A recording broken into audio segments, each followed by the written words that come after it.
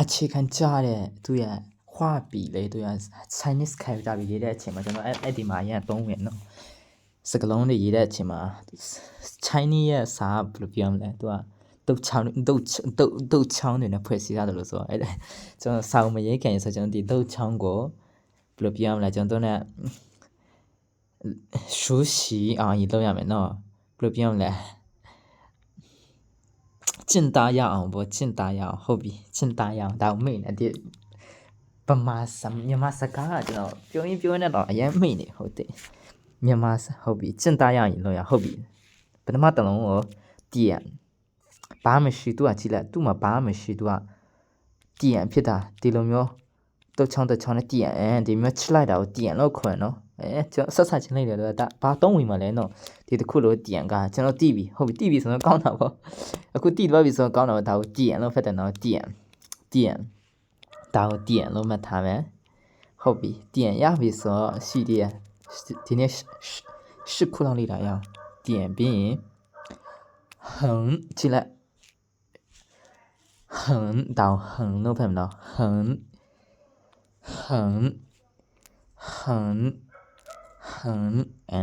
ဒီဟန်ကပြန်လောက်လိုက်မယ်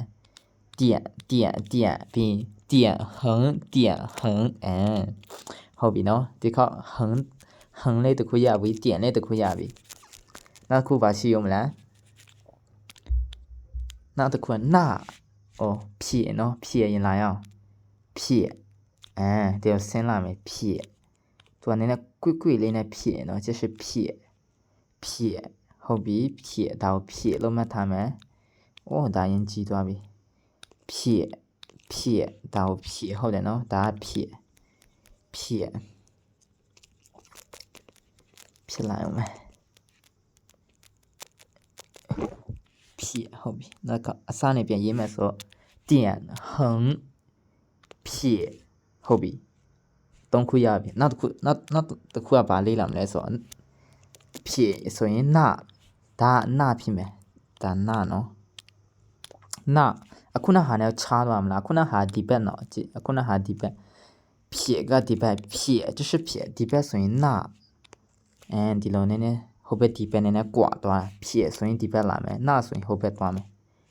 ဟုတ်ပြီဒါရပြီနောက်ခုရှိသေးတယ်နောက်တစ်ခုကနောက်တစ်လုံးကဘာလာမလဲဆိုတော့တုံးချောင်းလို့မြင်တာတောင်းရှုနော်ရှုတောင်းမှတ်ထားမယ်ရှုကျွန်တော်စကလုံးလေးရေးတဲ့အချိန်မှာရန်သုံးတယ်ဟုတ်တယ်နော်ရှုချစ်တဲ့တေးလေးတစ်ချောင်းရှုတောင်းရှုတောင်းမှတ်ထားမယ်ဒါလည်းရှုအသုံးဝင်ပါတယ်အခုမှအခြေခံဆိုရင်တိတ်အရေးမပါလို့ခံစားရတာမဲ့စာရေးတဲ့အချိန်မှာဒါမျိုးပဲသုံးရလိမ့်မယ်ဟုတ်ပြီရှုရပြီတည်အစားနေပြန်ခောက်လာမယ်နော်တည်ဟန်ဖြည့်နာရှုဟုတ်ပြီရင်းနဲ့တောင်စကလုံးတွေဖြစ်လာပြီနော်ဟုတ်ပြီနောက်ကရှုပြီးရင်နောက်တစ်လုံးပါလာမယ်တော့ဆိုတော့ထီတောက်ထီသူကဒီလိုမဟုတ်ဘူးနော်ဒီဘက်ကနေအောက်ကနေထီအောက်ကနေဒီလိုလာမယ်အောက်ကနေတော်လို့တစ်ချောင်းထီတောက်ထီလို့ဖတ်မယ်နော်ထီနောက်ခေါက်ပြန်ရေးပြန်ထီတောက်ထီဒီအောက်ကနေအပေါ်တက်မယ်ထီတောက်ဒီလိုထီဒါလည်းအသုံးဝင်တယ်နော်ထီနောက်ခေါက်ပြန်ရေးပြမယ်အောက်ကနေအပေါ်ဆွေးမယ်ထီ就是ထီဒါထီဟုတ်ပြီထီဒီထီရေးပြီးမှတော့ခဏရင်ကျွန်တော်စာရေးပြမယ်စကလုံးတစ်လုံးလောက်ရေးပြလိုက်နောက်တစ်ခုကဒါအခုနဒါကိုကျွန်တော်ဗာပြောလဲဒါရှုလို့ပြောတာရှုအကဲဒီရှုမှာကျွန်တော်ဒီအောက်ချင်မှာလေဒီကောက်လေးတစ်လုံးထည့်လိုက်တဲ့အချိန်မှာဒီရေးပြီးမှဒီကောက်လေးထည့်လိုက်ရှု go သူကဘာတစ်လုံးပို့ go လို့ go ဆိုတာသူငါချောင်းလေးနဲ့ဟာ go လို့ခေါ်နော်ရှု go ဒါမှလည်းမှတ်ထားမယ်စချင်းတော့ရှုဒီတဲမှာအောက်ချင်မှာကျွန်တော်ဒီလိုမျိုး ဆောင်းလေးတစ်ချောင်းထည့်လိုက်တဲ့အချိန်မှာသူက shoot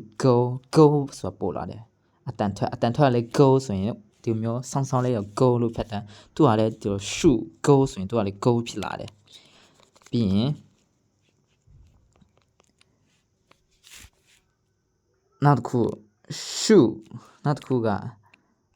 အခုန shoot ဒါ shoot နော်ဒါလည်း shoot ပဲအခုနကျွန်တော်ဒါကိုဘယ်လိုဖတ်လဲ t shoot t ဒါခုန t လို့ဖတ်တယ်နော် t ဒီအောက်ခြေကနေဒီလိုအပေါ်ဆွေးတယ် t လို့ဖတ်တယ်ဟုတ်ပြီအခုကျွန်တော်ဒီကနဒါရင်ဖန်ဒါကိုအစားနေပြန်လာမယ်နော်ဒါကို t လို့ဖတ်တယ်နော်အောက်ခြေကနေအပေါ်တက်တာ t လို့ဖတ်တယ်အဲ့ကျွန်တော် shoot လာမယ်ပြီးရင် t သွားမယ် t and ကြည့်လိုက် shoot t and အသုံးဝင်လာနေပြီနော်ကျွန်တော်အခုနရေးထားတဲ့ဟာအသုံးဝင်လာတော်တော်စိတ်ဝင်စားဖို့ကောင်းဟုတ်ပြီလားနောက်တစ်ခေါက်ပြန်လာမယ်ဒါကိုပြန်ဖြတ်လိုက်အောင်နော်အရှင်းချွေကနေရှက်ချွေကနေဟုတ်ပြီလာမယ်နော် shoot ဒါကို shoot လို့ပြောရဟုတ်ပြီဒါကိုကျွန်တော်အခုနဒီမှာကျွန်တော်အောက်ခြေကနေအပေါ်တက်တာကိုဒါကို t လို့ဖတ်တယ်နော် t ဟုတ်ပြီကျွန်တော်ဒါကခုနလိုမျိုးပဲပြီးရင်ဒီအောက်ခြေထဲမှာ t ကိုရေးလိုက်မယ်ဆိုရင် t and ဆိုရင်ကသူက shoot t ဖြစ်သွားမယ်ဒီလို shoot t and ဟုတ်ပြီကျွန်တော်ရဘယ်နှလုံးရပြီလားအစားနေပြန်ရေးပြမယ်နော်ဟုတ်ပြီနော်လာမယ်点并横ဒါ撇那ခုပါရှိလဲ shoot ဒါ shoot ပြီးရင်铁的铁ဒါနဲ့မတူဘူးเนาะဒီဒါနည်းနည်းတူတယ်လို့ခံစားရဒါပေမဲ့တူမတူဘူးဒါ铁ပြီးရင် shoot go ဒီဘက်လိမ့်မယ်ဆို go ဖြစ်သွားမယ်ဒီဘက်ဆိုရင်铁 shoot ဘာလို့လဲဆိုတော့ဒါ t လေเนาะ shoot t ဒါနဲ့ shoot နဲ့ t နဲ့ပေါင်းစပ်တော့ t သူကစကလုံးအရင်တူတယ်လို့ခံစားရ Chinese မှာလေဒါပေမဲ့သူတို့မှာလေသူတို့ရဲ့ခါချောက်လေးလာရပါဘောเนาะဘယ်လိုပြောသူတို့ရဲ့စာရေးစာသားတွေကြောင့်လေ့လာရပါသူစနေရန်သူဟုတ်တယ်ဒီဒါနဲ့ဆိုရင်လည်းသူကပဲလေနော်ဘာမတူလို့လဲဒါဖြစ်ဒါလည်းဒါထီနဲ့အရင်မဟုတ်ရင်တော့တူတယ်လို့ခံစားရဒါပေမဲ့သူတို့စီမှာမတူတယ်လို့ဖြစ်နေပြီဟုတ်ပြီကျွန်တော်အခုစကလုံးတစ်လုံးရေးပြမယ်နော်ဒါပေမဲ့ဟုတ်ပြီဒါပါလဲအခုကဒါကိုဘာလို့ပဲဟန်လို့ဖတ်တယ်နော်ဟန်တော့ဒါအရင်ကြည်သွားပြီ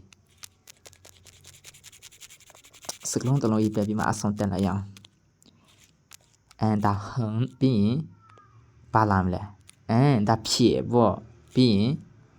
ရှုလာမယ်ပြီးရင်ပါလာမလဲ点ဒါ点နော်点နဲ့ဖြစ်နဲ့လာမယုံနဲ့ဒါပူဆိုတာမဟုတ်ဘူးဆိုလေပူမဟုတ်ဘူးဆိုပူအငင်းစကလုံးမှာတုံးတယ်ပူဟုတ်လားပြန်ရေးပြမယ်နော်ဒီလိုလားဟန်ဖြစ်ပြီးရင်ရှုပြီးရင်点ပူand ဒီမှာစကလုံးတလို့ရပြီအသုံးဝင်တယ်ဒါမျိုးလိုက်လာတိုင်းတော့စာရေးတဲ့အချိန်မှာမှအကျိုးဝင်လာလိမ့်မယ်အခုမှဘာအသိပြမရှိတယ်လို့ဖြစ်တာပေါ့အခုကျွန်တော်ဒီမှာဟန်ဖြစ်ကျွန်တော်ဒီမှာနှရေးလိုက်မယ်ဆိုရင်နှတူလားတူဒါလည်းမှန်တာပဲဒါပေမဲ့သူရဲ့စကလုံးရေးပွင့်နေကြမှန်တာပဲလေတော့ဘာအသိမဘယ်လိုပြောမကွာချားသွားဘူးလေဖြစ်ဟုတ်ပြီနောက်တစ်ခုကဘာရှိဦးမလားဘာရေးပြရမလဲဒါနဲ့ပတ်သက်ဆန္ဒဟာဘာရှိမလဲဆိုတော့ဟုတ်ပြီအလွေဆုံးတစ်ခုရှိရယ်ဒါပါလေဟန်ဆိုရင်ยีဒါကိုတစ်လို့ဖတ်တယ်နော်ยีဒီတဲ့ဆိုရင်ကျဆန်းအထိလေးလာပြီยีနောက်တစ်ခုတုံးလိုက်တဲ့အချိန်မှာနောက်တစ်ခုတုံးလိုက်တဲ့အချိန်မှာဆန်းဒီမှာတင်းနေတုံးလိုက်တော့ရလာနေပြီဒါဆန်းလို့ဖတ်တယ်နော်ဒါ3ခါချိလိုက်တော့ဆန်းဟုတ်ပြီနော်ဒါ3ခါချိလိုက်တာဆန်း